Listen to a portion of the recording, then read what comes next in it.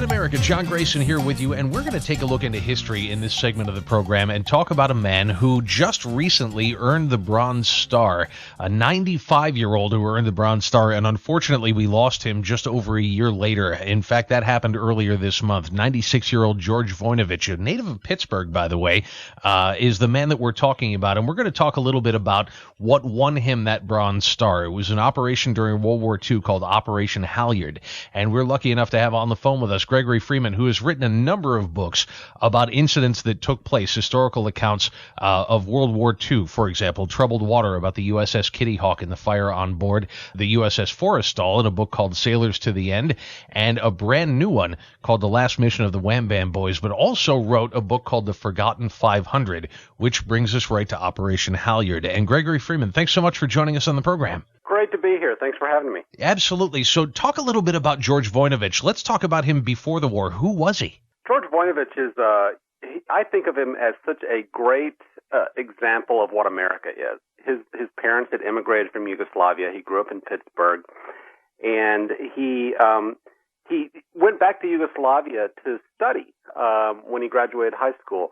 And he was over there having a great time. You know, he was an American expat over there, you know, meeting all the girls, having a great time. And he ended up meeting a young girl named Mirjana, a local girl that he fell in love with and would eventually marry. And then he realized he was there just as the war was really taking over Yugoslavia. He was actually there as the Germans invaded. And he could have left early enough to really make it out safely, but he didn't want to leave his new girlfriend. And so he and Mirjana ended up caught behind enemy lines, and they had an incredible adventure just trying to get out of Yugoslavia and back to the States. And they eventually made it, and then he became part of one of the greatest rescues in military history. Right, and that rescue itself is what the Forgotten 500 is all about. But he ended up working with an agency, the precursor to the CIA, called the OSS. So how did he go from these beginnings studying in Yugoslavia to making his way back to the States and hooking up with the OSS? Yeah, it was really kind of a sort of fortuitous series of events. You know, he got involved with an airline. The airline was involved with the OSS for, you know, in terms of flying missions and so forth, and they ended up recruiting George to join the OSS because at that time, during World War II, they were really looking for guys who had particular skills, and not necessarily your typical military skills. They were looking for people who had certain language skills, familiarity with certain cultures, and they knew that Yugoslavia was going to be a big area of activity during the war, so they recruited George because he had this Yugoslavian heritage. He knew the language, he knew the culture, he could fit in well, and they ended up making him an officer in the OSS, and as a result of that, he ended up formulating this incredible rescue. And the rescue itself dealt with a series of missions that had gone on, starting right around the midpoint in our involvement in World War II, because Adolf Hitler had these tremendous oil fields and oil refineries in Romania. And obviously we wanted to cripple any opportunity that he had to keep his armies well supplied. So what were we doing? These planes that were flying in over Serbia and going in back and forth to Romania, describe those missions a little bit. Yeah, these planes were leaving mostly from Italy, and they were flying these very dangerous bombing raids into Ploiești, Romania, where Hitler had what was really his the main part of his oil refinery, oil production facilities. And so we were really trying hard to knock that out or at least severely damage it. And so these bombers would fly wave after wave from Italy to Romania, and then they try to make it back to Italy after being damaged over the target. And a lot of them didn't. A lot of them could get only as far as Yugoslavia. They had to climb over some mountains. And when their planes couldn't go any farther, the crews ended up bailing out. And so a lot of these American bomber crews ended up bailing out over Yugoslavia, which was, to them, a country they knew very little about. They had been given some warnings about the people on the ground. They said, some of these people are loyal to the Nazis. If they capture you, they'll cut your ears off. And they had heard some pretty bad stories about what would happen to them if they bailed out over Yugoslavia, but they didn't have any choice. Right. And that's interesting, too, because it gets into the politics of everything that was going on at the time. And we tend to think of World War II very much in a good guys, bad guys sort of way. We knew who wore the white hats and who wore the black hats. But this particular story shows the areas, the shades of gray that were involved in all of this because of this group called the Chetniks. Who were they and how do they enter into this story? Well, the odd thing was at the same time Yugoslavia was being invaded by the Germans, they were also experiencing their own internal civil war. You had forces loyal to the former monarch, that was the Chetniks, and you had forces loyal to Tito, who were the partisans. And they were fighting each other at the same time both of them were fighting the Germans. So at the beginning of the war, the Allies, the U.S. and the British, all the Allies were quite loyal to the Chetniks, who were led by a general named Draža Mihailović. Then during the war, they changed their alliance from Mihailović to Tito. And that was largely because of two reasons. The first reason was they were really thinking that Tito was going to come out ahead in the end, and they wanted to be allied with the right guy at the end of the war. And the second reason was that they were being fed a lot of very bad misinformation from communist moles who were embedded within the not only the American military and State Department, but particularly the British hierarchy. And these guys were saying that the Chetniks were actually allied with the Nazis. Right. They were feeding a lot of information to Churchill in particular, saying, the Chetniks are actually they're collaborating with the Nazis, they're not fighting the Nazis, and all of that was wrong. Mihailović and Tito did have very different ideas about how to fight the Nazis. Sure. So Tito's idea was basically throw all the Yugoslavian bodies you can at the German forces, and I don't care how many Yugoslavs die. Whereas Mihailović had sort of a more pragmatic idea of, let's wait until we can actually do something effective and not just sacrifice Yugoslav men for the sake of saying we're fighting. But he was actually fighting the Germans, and it was when Churchill gave up on him, the American government gave up on him, and the Allies turned their back on Mihailović, even though he was very loyal, and he was in fact the man who was harboring all of these American bomber crews who had gone down over Yugoslavia. He was keeping them safe from the Germans. Gregory Freeman is with us, and the story that we're talking about, again, is recounted in the book The Forgotten 500, the untold story of the men who risked all for the greatest rescue mission of World War II. So back we go to George Vujnovich. So he's very familiar with the area, and again, this young Pittsburgh native who is now with the OSS, working with them to try to figure out what to do about this problem. We have these 500 or so bomber pilots and bomber crew that have been captured and that are behind enemy lines. Some of them are being held by the Chetniks, being harbored by the Chetniks and being kept alive and kept away from the Nazis. But we have to figure out a way to get them out from where they are. And again, political struggle between Mihailović and the British and the Americans. We're not quite so sure what to make of this guy. But along comes George Vujnovich. What does he do? George Vujnovich sets everything in motion. He says, hey, we have to go rescue these guys. Regardless of what the State Department in Washington is saying about him, he is protecting our American airmen, and we have to go get them. And so he sets about planning this rescue, which to everybody, including George, sounds preposterous in terms of how it might turn out. Right. These guys they're being hidden up in a village in the mountains of Yugoslavia. There's no airstrip. There's no way to get into them. They're surrounded by Germans. So George comes up with this plan. They will send in C-47 cargo planes to land in this little village on the mountaintop, take those Americans on board, and get back out. Well, the problem was there was no runway up there.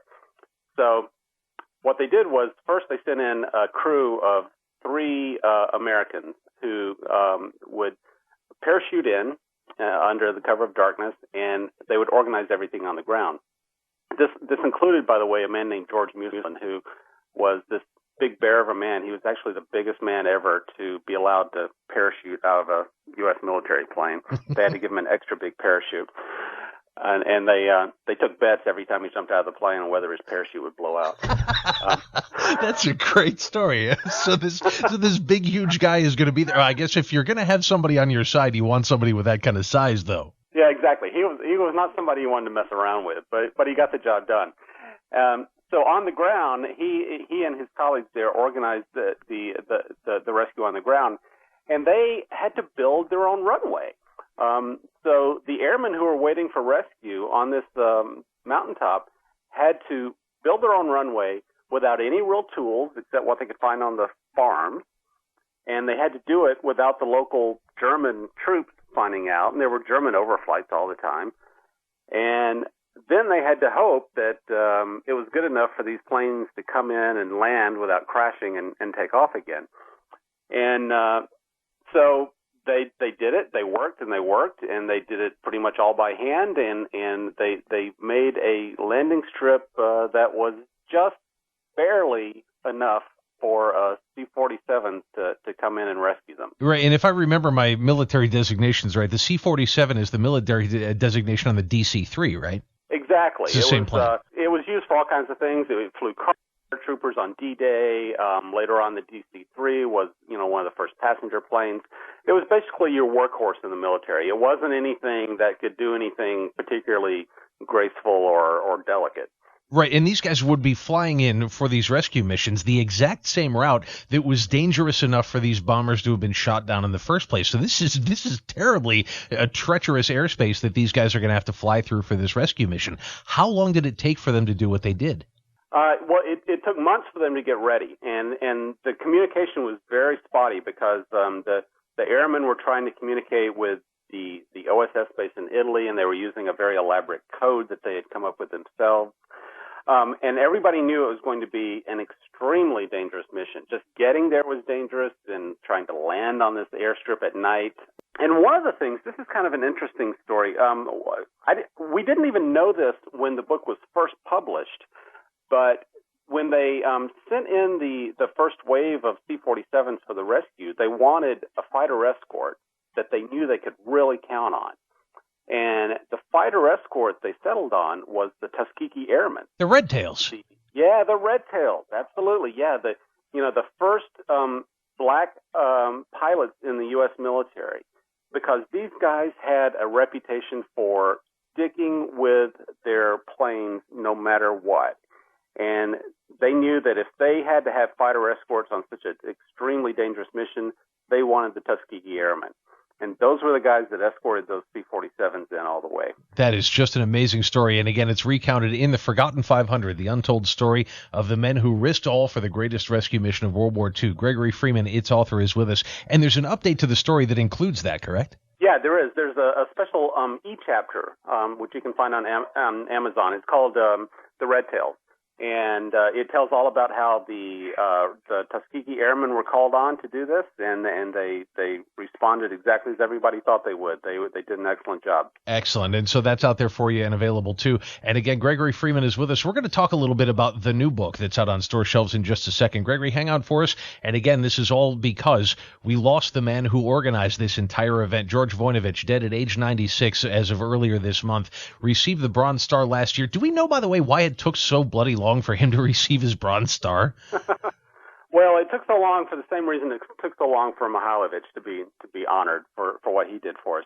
It was all State Department politics, and once Tito came out victorious in Yugoslavia, the State Department didn't want to do anything that would rock the boat with him. Gotcha. And his enemy was Mihailovich, and so they were very reluctant to do anything that would acknowledge his enemy, Mihailovich, as having helped us during the war. Well, I'm glad that situation was eventually put right. Well, hang on for us for just a second. We'll do some more talking as Overnight America continues. John Grayson here with you tonight.